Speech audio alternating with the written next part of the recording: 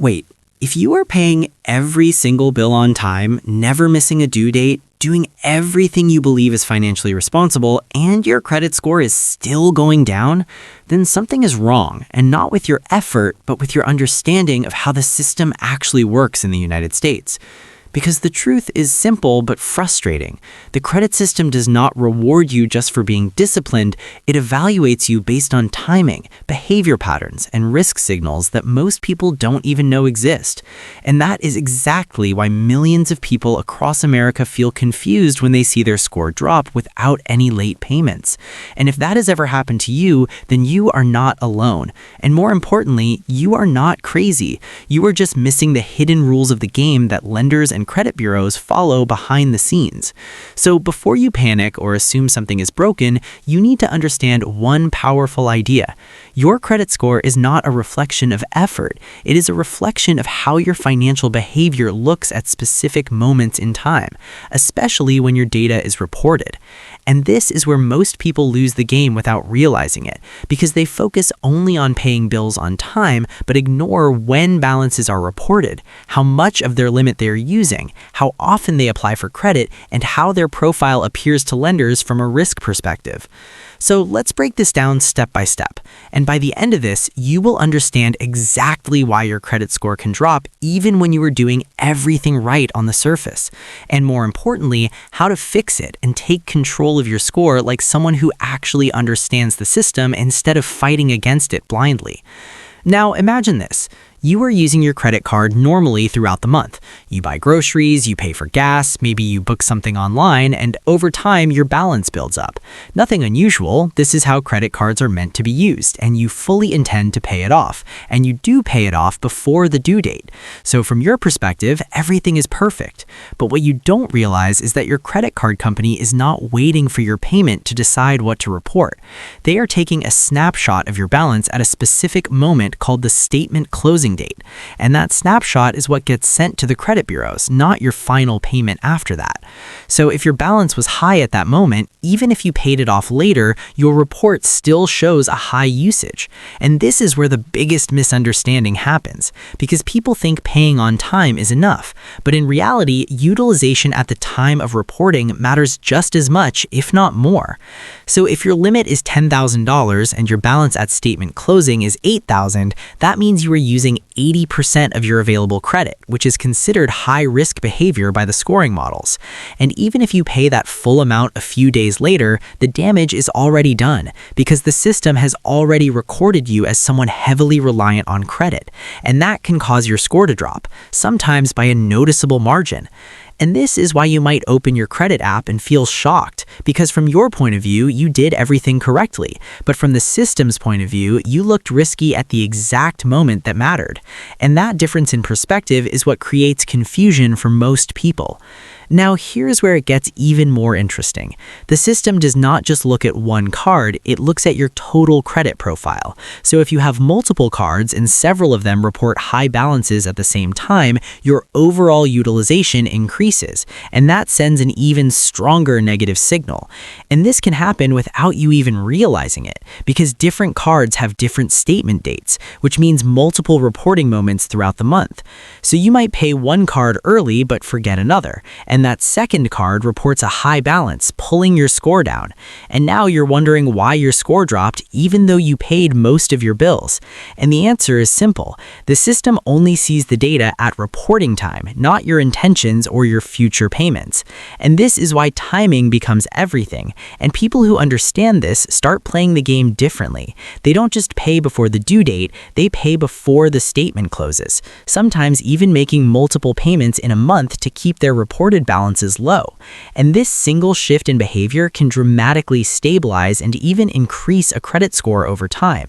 But let's go deeper, because utilization is not the only reason your score can drop. Another major factor is something called hard inquiries, and this happens when you apply for new credit.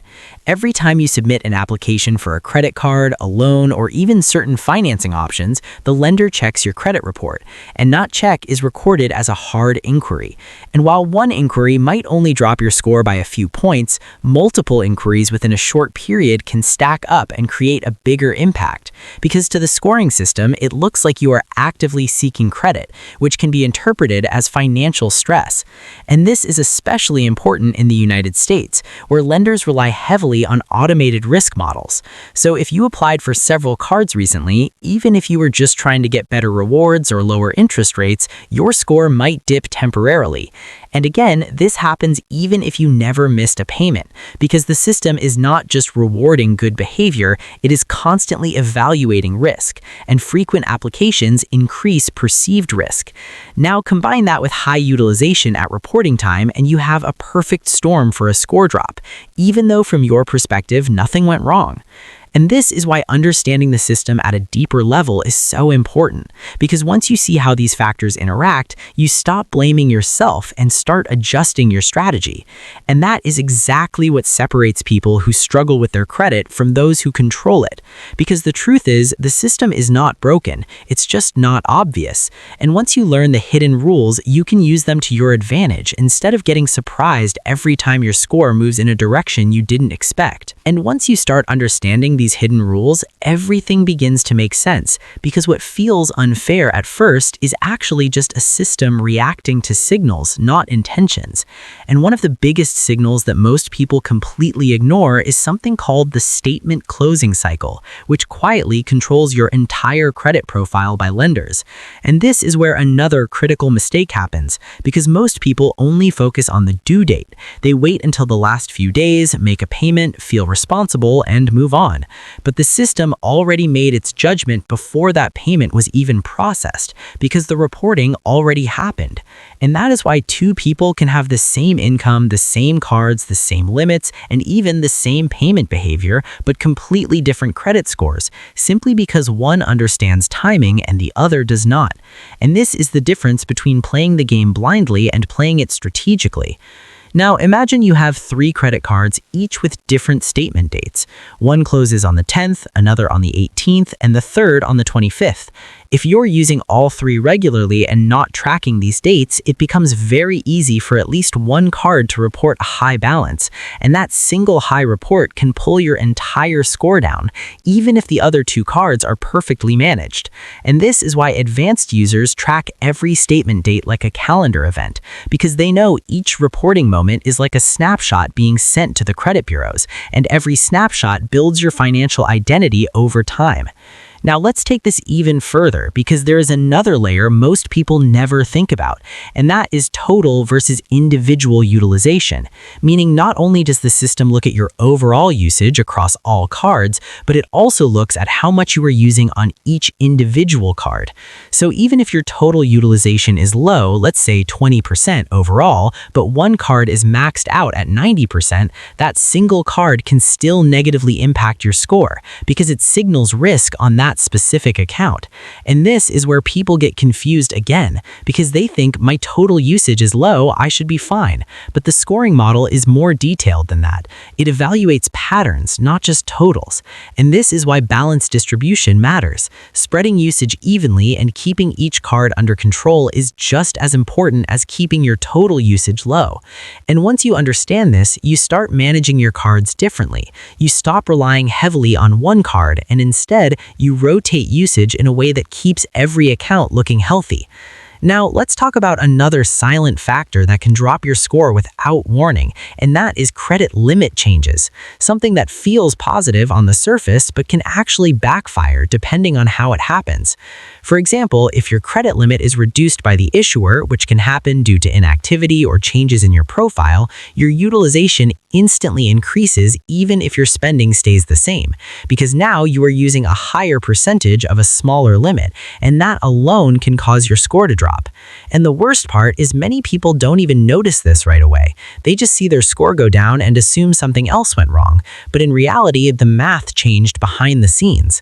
And on the flip side, even when your limit increases, if your spending also increases with it, you gain no real benefit because utilization remains high. And this is why disciplined users treat credit limits as a buffer, not an excuse to spend more. They keep their spending stable while their limits grow, which naturally lowers their utilization over time and strengthens their score. But let's go deeper, because utilization is not the only reason your score can drop. Another major factor is something called length of your credit history, because sometimes your score can drop simply because your average account age changes, and this usually happens when you open a new account. Even if it's approved, even if it helps your limit, even if it seems like a good move, it still reduces the average age of your accounts, and that can temporarily lower your score. And this is why people sometimes feel punished for trying to improve their credit, because they open a new card to increase their limit, but instead of seeing an immediate boost, they see a small drop. And that is because the system is balancing multiple factors at once, not just rewarding one action. And over time, that new account can help, but in the short term, it can create a dip. And this is completely normal, but most people don't expect it, so they panic. Now here comes another layer that very few people understand deeply, and that is behavioral patterns over time. Because the credit system is not just looking at 1 month, it's looking at